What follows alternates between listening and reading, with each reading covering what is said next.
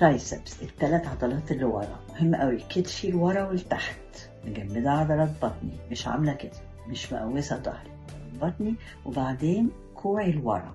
هعمله برضو من غير وزن عشان تشوفوا الأول.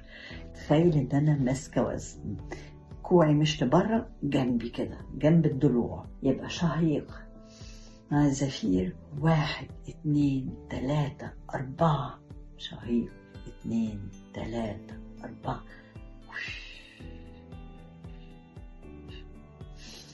وبفرد دراعي على الآخر وبجمد العضلات لما أقفل.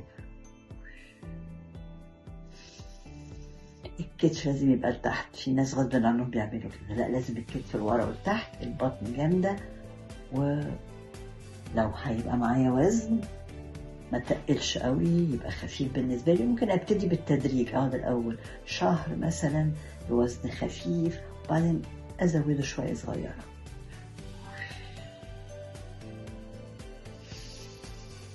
ممكن برضو اعمل الدراعين مع بعض، بس بصوا عشان اساعد انه كتفي تقعد لورا ولتحت بميل همسة من عند الحوض، همسة صغيرة لقدام. الكوع افتكروا مش هنا، وبتني وافرد الدراع بس من عند الكوع، وبحركش خالص الدراع من الكوع لكتفي، ما بيتحركش.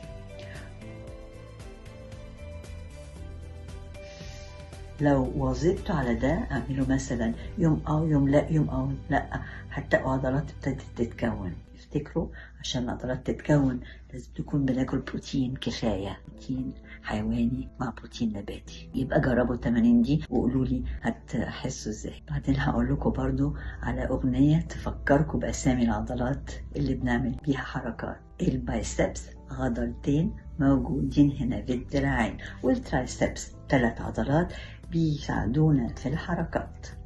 وخلاص، حابة أقول لكم تعملوا كام إعادة. الأول ابتدوا ب8 من غير أوزان، وبعدين لو كنتوا هتواظبوا 3 مرات في الأسبوع على الأقل، ومن غير أوزان ممكن تعملوه كل يوم، لكن لو هتشيلوا أي وزن يبقى 3 مرات في الأسبوع بس، يوم يوم لا، يوم لا كده. فابتدوا ب8 إعادات.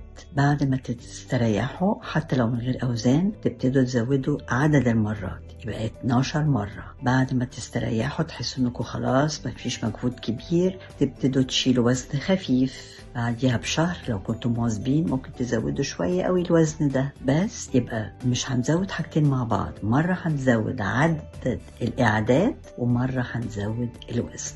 اتفقنا؟ خلاص.